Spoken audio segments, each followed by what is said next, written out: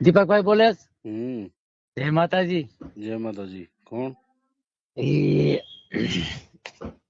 હું બોલું છું દેવી પૂજક હા રમેશભાઈ. હું એક વાત કરતી નિરાતે સાંભળો. હમ હવે દીપકભાઈ એમાં એવું છે હમ કે આપણો સમાજ બિચારો બહુ છેતરાય છે, હમ બહુ છેતરાણો છે ને બહુ છેતરાય છે બહુ. હમ કારણ કે બિચારો દેવીનું નામ પડે ને એટલે આપણો સમાજ છેતરાવાનો જ છે દીપકભાઈ. સાચી વાત છે ભાઈ. દેવીનું જો નામ પડશે ને એટલે આપણો સમાજ બિચારો કદાચ ઓલ ઇન્ડિયામાં છે કે આ દેવીની વાત ઓલ ઇન્ડિયામાં છે ને તો આપણો સમાજ દોડીને ન્યા જાય. કારણ કે એક તો પાછો દુઃખી હોય હા અને એમાં દેવી નામ પડે એટલે એ મરી જાય ત્યાં સુધી બિચારો દોર કરી લે. સાચી વાત છે. નાના ભાઈ હું કે મોટા ભાઈ હું, હમ એટલે અમે માળવાડીએ જતા હતા હમ સંતાસ બાબતે. હું મારી બહુ નાની ઉંમર છે, તમારી હારે વાત કરું છું, નાનો માણસ બકાલ વેચું છું. હમ એટલે એમાં હું છે કે મારું ક્યાંક વાત તમે સાંભળશો ને કે આ વાઘરીનો દીકરો આવી રીતે તમારી હારે વાત કરી, ગમે એમ તમે કહો તો એમ કે ભગવાન ખોટું બોલશે પણ આ માણસ ખોટું નહીં બોલે. હા બરાબર છે. એટલે ભલે મારે હાજે રોવા હતી ગયું બહુ હમ કે મારી બીજો તો વાંધો નહીં, દુઃખી છો એનો કઈ વાંધો નહીં હું, પણ હું છેતરાણો બહુ મળી એમ જ્યાં વિના છેતરાણો બહુ છેતરા બહુ. અને અત્યારે મારા સમાજને બહુ છેતરે છે. સાચી વાત છે ભાઈ. 1000 2000 હમ પેલા ટાટમાં 500. હમ એટલે હું બીજું કઈ નથી કેતો કે આપડે કોઈને બાજે પૂગ્યું એમથી કઈ નથી દીપકભાઈ, હમ પણ આટલું બધું દેવી પૂજક ને છેતરાય નહીં ભલા હમણાં અહીંયા. સાચી વાત છે ભાઈ. આમાં હું આ દેવી પૂજક નો કોઈ ગરીબ નો જો ન્યા પોડી જાય ને હમ તો એક ધૂણે છે ને આ બધા ધૂણ છે, મને બીજો કઈ વાંધો નથી.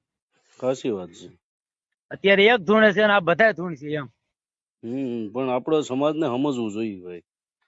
પણ હું કરું દીપકભાઈ, બિચારો દુઃખી હોય ને એક વાર પાછું દેવીનું નામ પડે એટલે મરી જાય ત્યાં સુધી સોર કરે પાછા નથી વળતા. સાચી. તમે શું બાબતે જતા હતા ત્યાં? સંતાન બાબતે જતા હતા. સંતાન બાબતે. શું કઈ ફેર પડ્યો તમને? કાંઈ ફેર પડ્યો નહીં. આજે અમે રવિવાર તો આજે અમે ગયા નહીં ભાઈ. માતાજીને પગે લાગી દીધું કે મારી હશે બીજું કેમ કરું, હું નથી આવી શકતો હવે. 19 રવિવાર થયા મારે દીપકભાઈ, 4 મહિનાનો વધાર હતો. 19 રવિવાર પડ્યા? હા 19 થયા નેટ ભાઈ. આજે અમે કઈ ગયા નહીં પછી 2 જણા. કીધું હવે રહેવા દે, હવે મારી મા પાસે માથા પછાડી લે પણ હવે રહેવા દે. નાના ભાઈ છો મોટા ભાઈ? મારી માને એમ કે મારી આટલો બધો છેતરમાં, આની કરતા મને માન નાખ પણ છેતરમાં આટલો બધો. સાચી વાત છે ભાઈ. તમે નાના ભાઈ છો કે મોટા ભાઈ? મોટા ભાઈ, જાહણીયા પરિવાર. જાહણીયા છો એમ ને? હા. પણ ભાઈ આપણી ભૂલ છે એટલે કે હવે આપણે અંધશ્રદ્ધામાં કુળની દેવીને મૂકીને તમે બહાર જાવ છો ને. મને કીધું મારા ભાઈ બિચારા સમજાયો હતો રેવા દે, આપણી માને પગે લાગો. છતાં હું નો સમજ્યો ભાઈ, કેમ કરું. માળવાળી મેલડી માને તમે કદાચ ભલે ને માનો એનોય વાંધો નથી, પણ તમે ઘરેથી માનો. પણ મને પછી મોડું પ્રસ્તાવ થયું, પછી હું કામનું અદ્વૈત હલવાઈ ગયો તો. નહીં, હવે આ દેવી પૂજક સમાજ જો જાગૃત થઈ જાય એટલે આપણા સમાજમાં ઘણી બધી પ્રગતિ થાય એમ છે, પણ સમાજને જાગૃતતા તરફ જવું પડે. બિચારી છેતરાય છે દેવીના નામ ઉપર, બિચારી મરી જાય, શું કરું કયો. તો એટલે તમે ગયા છો, તમારે ભુવા જોડે કેટલી વાર વાત થઈ? વાત તો એક જ વાર 2 વાર થઈ બસ. શું કીધું તમને? 4 મહિના વધારે આપ્યો, 4 મહિના સારું થઈ જાય. હા 4 મહિનામાં કાંઈ પણ ફરક પડ્યો થોડો ઘણો? કાંઈ નહીં ભાઈ. અને આ બધા કે તાવાના પૈસા નથી લેતા, એ વાત સાચી છે ખોટી છે?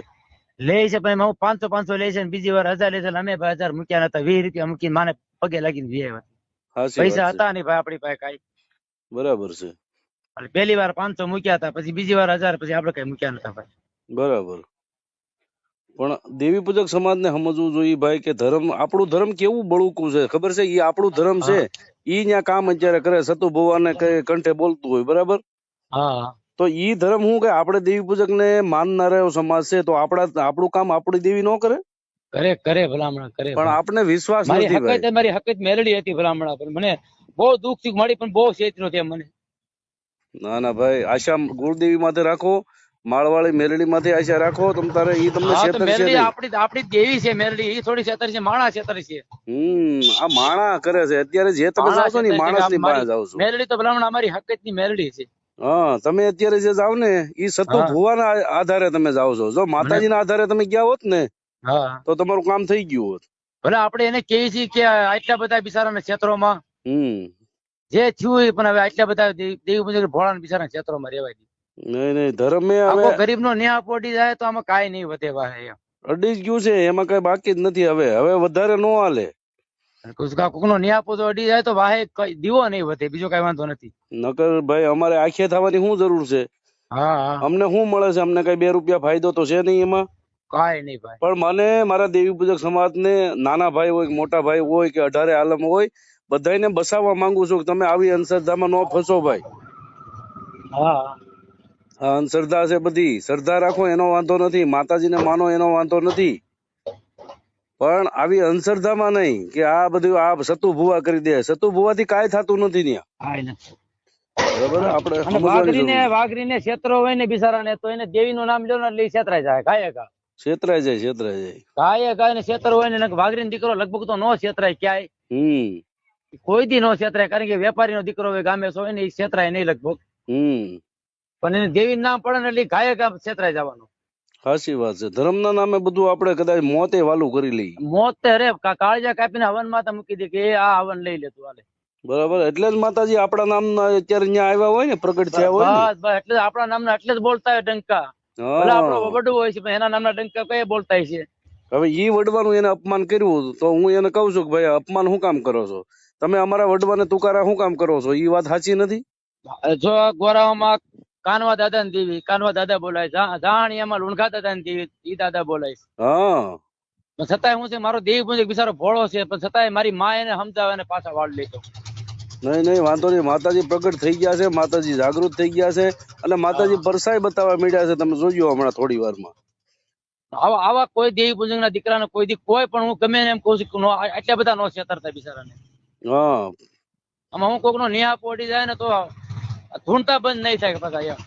સાચી વાત છે. એને બહુ ધૂણવું છે ને, પણ માતાજી એટલા એને ધૂણાવશે ને તો આખી જિંદગી એને બંધ જ નહીં થાય. અને અત્યારે હું તમારી યાર વાત કરું છું, એવો માણસ વાત કરું છું કે ક્યાંક જાણવું હોય તો જાણજો. ગમે એને પૂછો ને કે આ માણસ નો ફોન આવ્યો તો આ માણસ કેવો છે, ગમે એ વાઘરી દીકરો એમ કે ઉપરથી ભગવાન ખોટું બોલશે પણ આ માણસ ખોટું નહીં બોલે. સાચી વાત છે ભાઈ. હાલો, જય માતાજી દીપકભાઈ. ભલે કઈ વાંધો નહીં, ઉપાધિ કઈ કરતા નહીં ભાઈ. એ મારી વિશ્વાસ રાખો માતાજી ઉપર.